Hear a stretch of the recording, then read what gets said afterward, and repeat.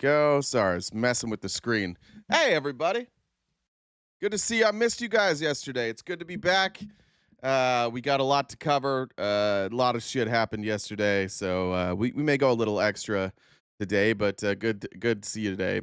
Boycotting YouTube today, so please don't get pedanted here. Are we, is there a boycott? We got a YouTube boycott going on now? Is that a thing? Is YouTube getting boycotted for something? Good guesses on the hats there. Welcome everybody from TikTok, YouTube, and Twitch, wherever you are. However you may be listening, thanks for making us part of your day. Let me adjust this real fast. I tried to do like a new screen format, like or layout, the way I had my different tabs open, and then it was a problem. I'm tiny. That's not nice. That is mean. On YouTube, is it small? Is it doing that thing? Let's see. Let me take a look over on YouTube real quick. I think we had this problem once before, right?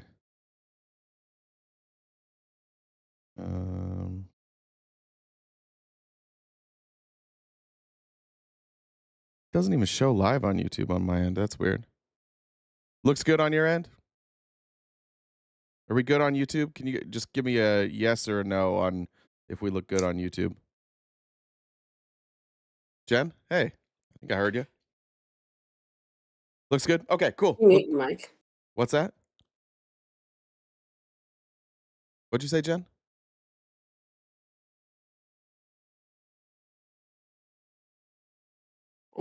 I said, it looks fine to me. Oh, okay. Good morning. You want to say anything while you're here?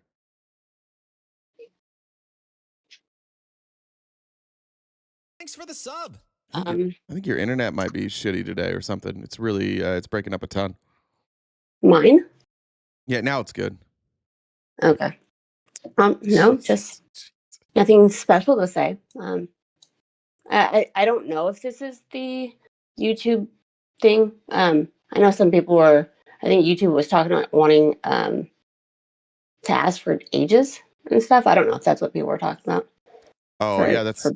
Complaining. They're going to require IDs or something. That's a tough one because I get it. There's a lot of stuff you don't want kids to see, but that is a fine line. I just saw, I don't know if you ever look on Studio, it showed like they're changing their rules on swearing. Like it used to be if you cursed in the first like 7 seconds of a video, they wouldn't recommend it. And now they're just getting rid of that. So I wonder if it's like because they're changing their policies on like what you can and can't say to be recommended. I wonder if they're doing like age verification now. I don't know. Maybe. It's the worst thing. I wish there was a better way to do verification without having to like scan an ID. Yeah, I mean, I haven't seen anything come through, but you know, what'd be crazy, Jen, is if like other places, it was easy to get an ID. You know what I mean? Like maybe you just got an ID and that allowed you to vote, and it's something you could just have on your phone, some place you could log into. That'd be crazy if a country like ours with all this technology could figure that out. It'd be wild. That would be wild. We'll see.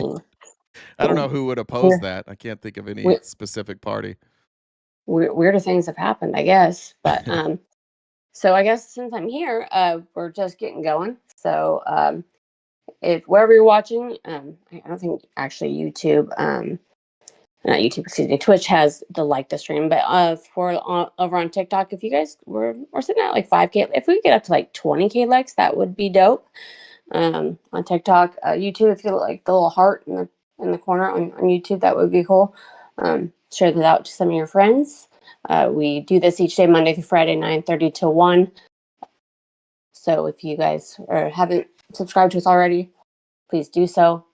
You can subscribe wherever you watch. We have member-only events like we did on Monday night, which was late, but you can join us for those types of member-only events that are fun. So please subscribe if you haven't. If you guys, usually the incels aren't up yet, but if you guys do disagree with RTP, you can come in and talk to them in real time. How you do that is if you look at the Venmo username, that is, what are you putting up on the screen? These are notifications I get from Streamlabs sometimes, and I got one saying my microphone was unmuted, it has no signal, and then I was just looking at this, like Streamlabs, I don't know who they think they're talking to. There's nothing dangerous about me. Make your stream look as dangerous as the streets you rule. I was like, what is that? That is such a weird notification to get from our streaming service. That's cheesy. It sounds like some of the cheesy guilting, gifting things that I've been putting in. Same kind of vibe. But yeah, so that's another thing too. The top left-hand corner is our gift goal. So we've got the pay links, that the V, the C, and the P, that help those knocked out down the remaining balance of the gift goal. The sooner we can do that, the less stress on my plate, which would be fantastic. So if you want to send any of those types of gifts to help knock out that balance, that'd be awesome. Check out our link tree. We're on most social media platforms. We've got merch, Spotify, and Jay's on Cameo. So there's all that. And I don't have a joke, I don't think. Wow, Jay. Right now. I didn't. Wow. Sorry, I've just been dragging ass this week. I'm so freaking tired, and my spawn started cheer. So my Saturdays are gonna be gone too. So it's yeah. All right. So I'm just dragging ass. Fair so enough. I'll come with 2 jokes next time. How about that? I appreciate it. All right. Like Jed said, she gave you the instructions. If you could help us, that's how be crowdfunded. That's how we do things. I also want to just give 2 shout outs real quick. Number one, you'll notice the hat I'm wearing. It's Biter. That's the guy who makes made the intro music for us. Good friend of mine, Cam. Check him out, Biter, if you're here. And then also a shout out to, I see in the TikTok chat, LLM Debater is here. I've just come across your account. I know I messaged you yesterday, but a really cool account. Using AI to recap prominent debates. I know he's some of the debates that we've all seen from massive creators. It's a really cool account. So LLM Debaters here. I would highly recommend, if you like that debates type stuff, follow that account. It's a really good account. All right, let's jump into it. We'll kick it off with everybody's favorite pollster, Harry Enton. And he's going to show us some inflation numbers that look bad. Might explain why the Republicans are so desperate to redraw lines for President Trump. Look, voters on Trump and inflation. He won the 2024 election because he was more entrusted on inflation than Kamala Harris was, led by a margin of 9 points. Look at where his net approval stands today, though, on inflation. My goodness gracious. Into the gutter we go, underwater we go. He's 25 points underwater. My goodness gracious. That is where the Little Mermaid is, and he is matching the Little Mermaid. That's how far underwater he is on the issue that got under the sea. That's 34 points. That's not very good. Got him elected. He led by 9 points on it last year, and now he's 25 points underwater. As I said, this is a complete and total disaster for the President of the United States. So let's look ahead to 2026 when a lot of all the House Republicans, some senators going to be on the ballot. How is that shaping? Yeah, that's right. Sorry, it's Harry Emden, not Enton. My bad. I know we changed his, much like the Gulf of Mexico, we have changed Harry Enton's name to Harry Emden. Republicans in Congress think that they can escape the wrath of the voters when it comes to inflation. I have a bit of a rude awakening for them. Trust which party more on inflation? You go back to the 2022 midterms. Look at this. Republicans led by 13 points on which party was more trusted in inflation. Look at where we are now. Nearly a 15-point shift in the Democrats' direction. It's within the margin of error, but the Democrats up by a point. This just looks... That's so pathetic. Not on the voter, not on the people being polled. Just so we're clear, I'm not saying that the people who took this poll are pathetic. I think that's probably correct. But to only be +1 right now means that the Democrats have offered absolutely no vision outside of a few people for how you address inflation and how you address the economy. That's pathetic. The Republicans could not be fucking this up more, and still Democrats are clinging to a 1-point lead. It really is pathetic what Democrats are doing. I'm almost more upset now when I see Speaker Jeffries out there than I am anybody else. Are you guys gonna talk about anything at any point, or is it just gonna be all pointing at Trump? We understand, we cover the news. We can take care of that. Streamers, news organizations, we can cover the news. We got it. We don't need all of our politicians going on CNN every day and doing the news. We're good on that. We can report on that. Could you guys legislate or come up with a plan or give Democrats something to look at that they could start familiarizing themselves with and understand, so that there's a coherent plan in the midterms? That would be so cool. They probably won't do it, but you know how cool that would be if Democrats came out and was like, hey guys, this time we've got a plan. Totally different from where we were back in 2022 when, of course, Republicans took back the House. That's what Democrats are trying to do this time around, looking much better for them. The bottom line is the wrath that the voters feel for Donald Trump and inflation is transferring over to House Republicans and now Democrats, although it's a small lead, a big difference from where we were back in October of 2022, with Democrats actually in the positive and Republicans in the negative. Yeah. Look, no matter what you say about Republicans here, the fact that Democrats can only get +1 is a problem, because that's Republicans. I think Trump's approval rating with Republicans is like 90%. So it's not like those numbers are going to shift because of Republican approval, like or disapproval. Those numbers are going to shift largely with independents and with establishment Democrat voters, and there's just not a lot of faith there. This story was crazy. I put this on the outline yesterday, and then I found a video right before before I went live to explain it. But Laura Loomer, I'm trying to remember who she's suing. The next video I show will explain it. I can't remember exactly who she's suing, but they were able to get the transcripts from her deposition, and this is a real thing that happened in Laura Loomer's deposition. Mr. Bulger said, "Can we mark this as exhibit? Whatever we're at." The reporter, 31, Ms. Bulger, 31, please. Exhibit 31. The witness, "Several President Trump staff have told me in confidence that Lindsey Graham is gay." Hold on, Mrs. Loomer. There's no question. She is so quick to get that out. She's on a rampage today. Today, she's going after Republicans, basically saying that, like, if you don't do exactly what Donald Trump wants you to do, then you're a traitor and you should lose your job. But here's more on this lawsuit and deposition from, I forget this guy's name. Bulwark reposted it. Sorry, I don't know if this guy works with Bulwark. Hopefully he does. For you today, you may have heard of Laura Loomer. She's a right-wing activist who has achieved a sort of bizarre level of prominence in the Trump administration. She's, I think, gotten maybe a dozen officials fired. She purged the National Security Council. She's really on the loose. I got my hands on a deposition. Dude has I don't want to point this out, but whoever this guy is, like, he has a cliffhanger there, a little booger hanging out, and it distracted me the whole time. She did in a lawsuit testifying in her case against Bill Maher, the HBO comedian. Bill Maher, that's who said was. She had slept with President Trump. She basically says, look, Bill Maher cost me my dream career. I was going to work in the Trump administration. I was going to have this career where maybe I'd get my own foundation. I could get a show on Fox News. I could be like Jen Psaki in the Biden administration. I could be this MSNBC or probably in our case, Fox News star. I could write some more books. But now, first of all, OAN, Newsmax. Like, even Laura Loomer can't get on Fox News. That's saying something, because they'll put goddamn near anybody up there.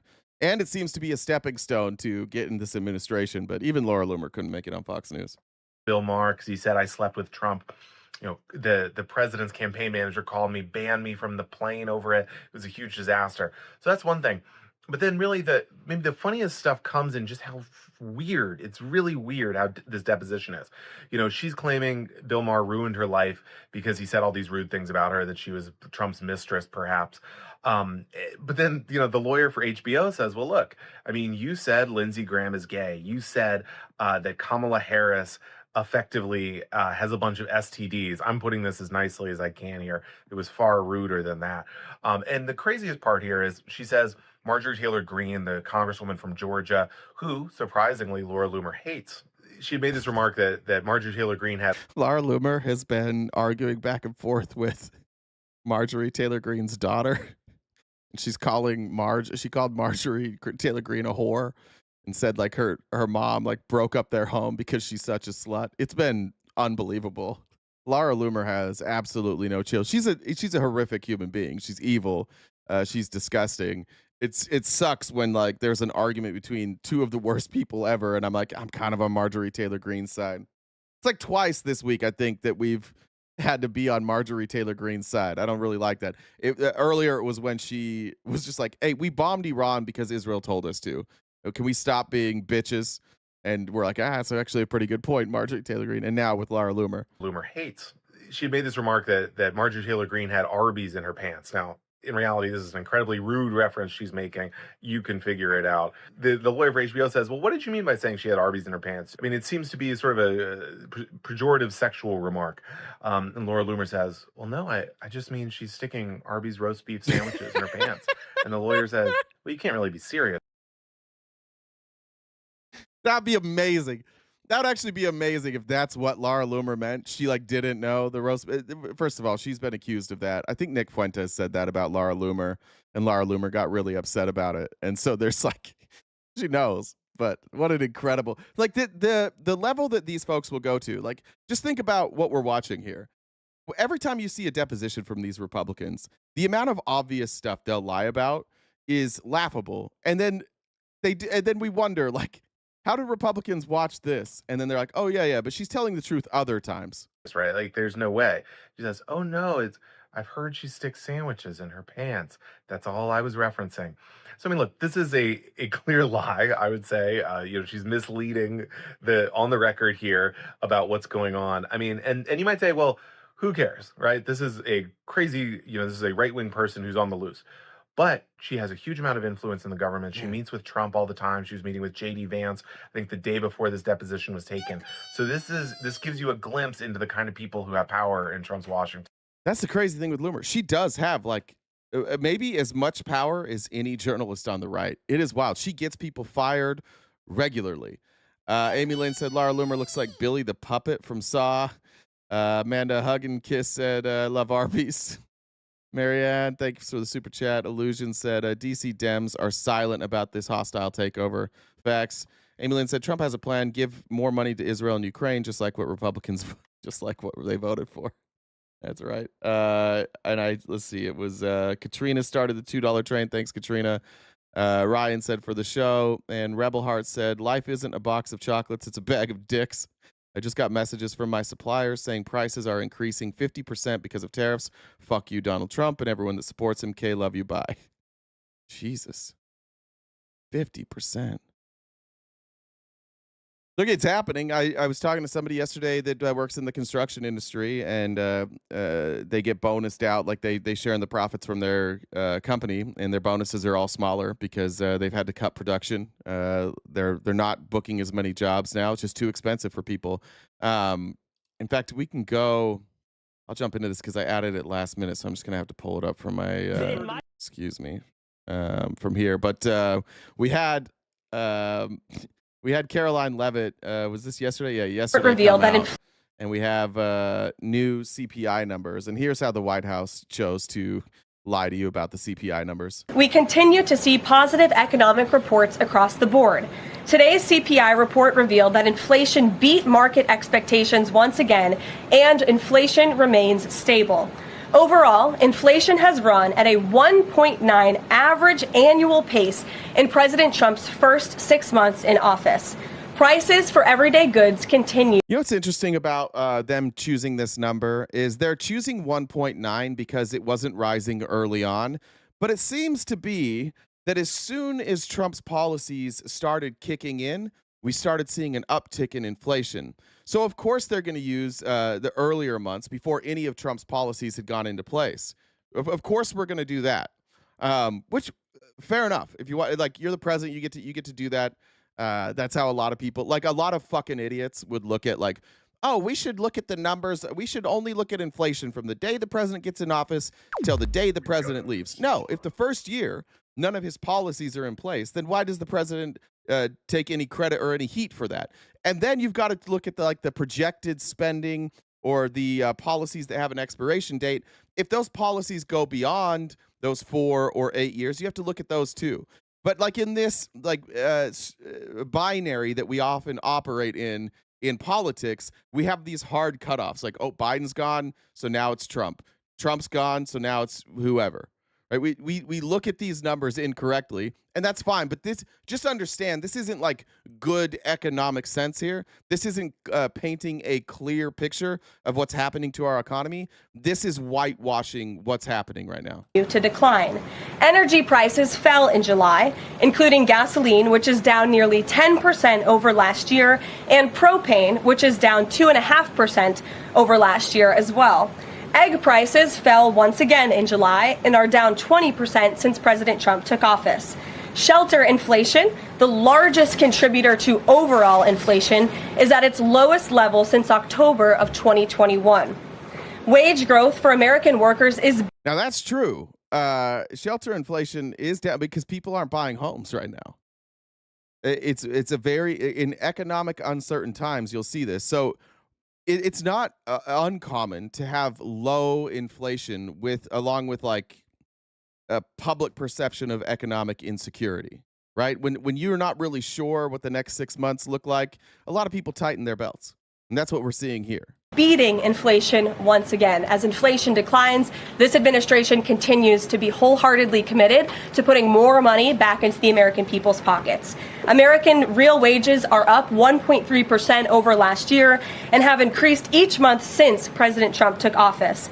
And small business optimism, according to this morning's report, has also reached a 5-month high. Ignore the panicans and trust in President Trump. That is our motto here at the White House. Our motto is, don't look at the data. Literally, she just said, ignore anybody who talks bad and trust President Trump. That's our motto. It's not an accusation anymore. Like, we do make fun of you because you guys are dipshits. We do often point out the fact that you just believe whatever they say, and they're out there just like telling you thank you right now. Thank you for following orders, all of you dipshits. Ignore the data, ignore anybody who's pointing out that there's problems here, and just trust Donald Trump. That's the message the White House wants to give you. Can you explain? Can somebody show me another president that spoke that way, that had a White House press secretary that spoke that way? I've never in my life, I can't remember a single time that every day the White House press secretary went out there and had to convince people like, no. You just need to trust him. Like, don't look at the numbers. Why are you asking me about these fucking numbers again? Just trust him, guys. It'll go well. And then what you have is you get the Charlie Kirks and on down, and they go out and they just follow orders. Benny Johnson, they go out and they skew the numbers, and they lie to you about what the numbers mean, and they sell you a fake bill of goods, and they say, look, trust Donald Trump. And for the average American, for the average Republican, that just works. Like, they've already chosen who they trust in the news, and if those people are lying to them, they're never going to figure it out. Let's look at some things that do matter. One, this is 30 minutes after the CPI report. These are the bond markets. This is the United States' ability to sell debt, right? So because we need to sell debt right now because the Republicans are like, hey, you know that thing we talked about where we were going to like lower the deficit and pay off the debt? We're definitely going to do the exact fucking opposite of that. And they've got about $5 trillion worth of debt, new debt that they need to pay for. And so they need excitement in debt, right? Here's the fight. Is there a spike here in the futures prices? They're looking at this because they're saying like, oh, this is going to be more economic insecurity, meaning that the United States is going to have to pay higher rates for to sell bonds, to sell debt. Like, what we're going to have to pay on our own debt is going to have to be at a higher percentage. That's within 30 minutes of the CPI report. That's how they reacted. They didn't view it as a good thing. Shit, I closed the wrong window. And I don't think that most economic indicators would say that what we're looking at right now is a good CPI report. Here is the inflation report, the actual CPI. Now, when they tell you it's down, let's do this. Let me open it in a new window. Give me 1 second. Keep closing this.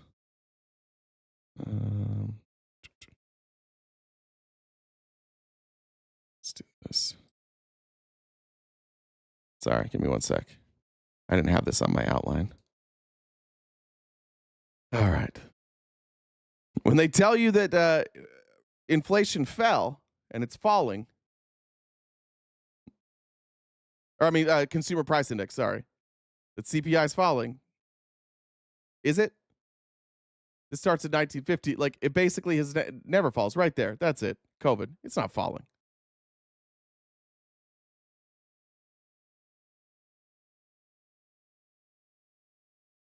All right. So here, first we have again, let me open this in a different second.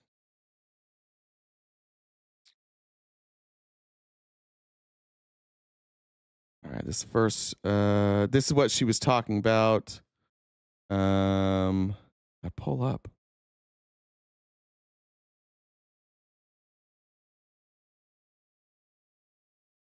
Damn, I can't get this to pull up. I may have to add this tomorrow. Sorry. I have some charts here. I just can't get them to pull up. I'll show them to you tomorrow. Anyways, let's go here. In other news, Elon Musk is suing ChatGPT and Sam Altman. And what he's accusing Sam Altman of doing is working, and Apple.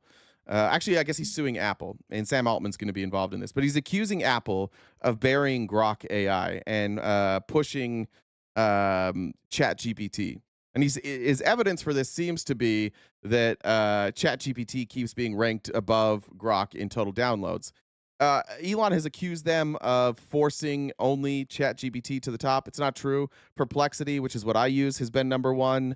DeepSeek was number one for a while. ChatGPT's been number one, and they change places. Grock hasn't been number one, and Grock, admittedly, is actually getting better. I'm going to be honest, and it's funny. I actually kind of like how it's programmed. I think it has a more like conversational tone to it, but it's hard to trust, especially not knowing like how much it relies on its learning from Twitter. I'm concerned about an AI bot learning from Twitter. But Sam Altman, after Elon Musk had accused him of working with Apple to game the system, tweeted at Elon, "Will you sign an affidavit that you have never directed changes to the X algorithm in a way that has hurt your competitors or helped your own companies? I will apologize if so." Idia, whoever that is, said, "Grock, who's right? Don't be biased." Grock said, "Based on verified evidence, Sam Altman is right. Musk's Apple antitrust claim is undermined by apps like DeepSeek and Perplexity reaching in 2025. Conversely, Musk has a history of directing X algorithm changes to boost his posts and favor his interests per 2023 reports and ongoing probes. Hypocrisy noted." As he gets roast. Then he says, "Fair point. Evidence shows Elon has indeed tweaked X's algorithm to boost his own reach. Example, 2023 Super Bowl incident. Meanwhile, apps like DeepSeek hit number one on App Store this year, debunking his antitrust claim. Hypocrisy levels high." This person laughs. Grock said, "Thanks. The facts check out. DeepSeek topped the App Store in 2025, debunking Elon's claim, while his 2023 algo tweaks are well documented. Hypocrisy confirmed." So I appreciate Elon fighting for his company, but Grock's out there just repeatedly kicking him in the dick. This came out. Look, I don't know how we convince anybody at this point that what the Republicans are doing is nothing more than. But this is a unclassified that they have declassified evidence that shows that instructed them all to leak classified documents. Now that is actually like a pretty. Grock's account got suspended. Are you lying to me? That did not happen. Jen, will you see if Grock's account got suspended yesterday? That would be unfucking believable. All right, so the basis of this claim is, and what's been made, parts of it have been made unclassified or declassified, is that a member of the House Permanent Select Committee on Intelligence said that Adam Schiff directed them to leak classified information. Now you can read this. We can drop it in the Discord. It's short. I just want to summarize it real quick. I don't know how many pages it is. However many pages that was. 16 pages. In summary, so what this document does is it contains summaries of multiple interviews. It doesn't specify any exact classified information that was leaked. Instead, it just shows testimony from that one person who claims that at an all-staff meeting, Schiff allegedly stated that the group would leak classified information derogatory to Trump, which would be used to indict him. That doesn't make any sense, first of all. The staffer says he was subsequently approached about leaking classified information in another meeting and considered these actions unethical and possibly treasonous. And that's where I got suspicious. I don't know how that would be treasonous. This reeks of somebody who is a Trump supporter who happened to be there. There's by no definition would this be treasonous, right? If you're leaking classified documents that make Trump look bad, I don't think that would qualify under. If you go look at the person is saying like it's possibly treason, somebody we should take seriously. And again, we don't have a name. The staffer ultimately informed the DOJ or they are protected by immunity, which only that there were discussions and plans among some committee members or staffers about leaking classified derogatory information. And go in there with an open mind, like, hey, let's see how this. Let's see if they have anything here. And there is never anything there. Are we lagging everywhere, Jen? Yeah. You guys for a second. It says reconnecting. Should be good now. All right, let me let Jen know if it keeps doing that. On TikTok, he might just do it anyways. But all right. So the reason I wanted to talk about that, there is a word that is thrown around way too often, and I think that it has lost its impact, and that is McCarthyism. It's something that generally gets thrown around and used incorrectly. I want to introduce you to McCarthyism, and then I want to go back to a Politico article that we read in February when we were doing the American oligarchy stuff, and show you just how right some of these predictions were. Our homes, our nation. Oh, now I'm on a tiny screen. Now I'm tiny on the screen. Great. On TikTok, you sound like about helium. Nice. On YouTube, I'm seeing from the YouTube comments that it says it's tiny on the screen. Is that true? It looks fine on mine. Okay, so maybe just refresh it. Yeah, refresh your screen if you haven't. On TikTok, you sound like talk some more. I don't. I talk like a helium balloon. It's not nice. It's not nice to make fun of.